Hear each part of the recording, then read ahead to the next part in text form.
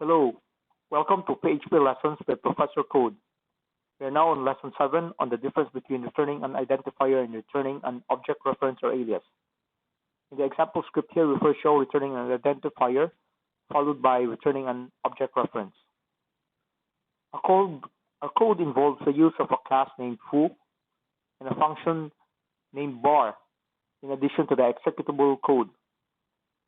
The first executable line begins with instantiating an object from the foo class and storing the identifier in a variable named OX. Then, the bar function is invoked, in which a new foo object is also instantiated and stored in a global variable named OBJ. The bar property of the OBJ variable is then set to a string hello, and ultimately the OBJ variable is returned by the function. At the caller, the variable OX captures the return value, which is an object identifier. Then, a new foo object is created and stored in the variable OX.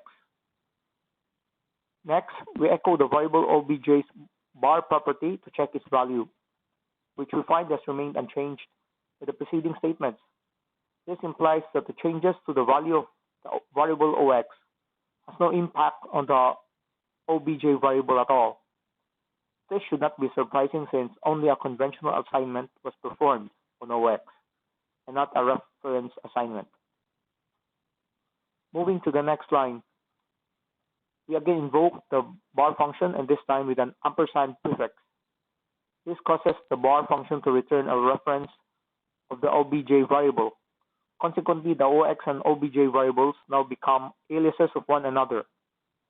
Then, to test the relationship, we construct a new foo object and assign it again to the OX variable.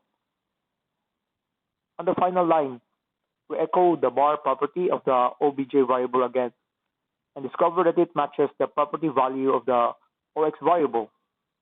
This shows that both variables are currently linked up and pointing to the same newly instantiated object. That ends Lesson 7.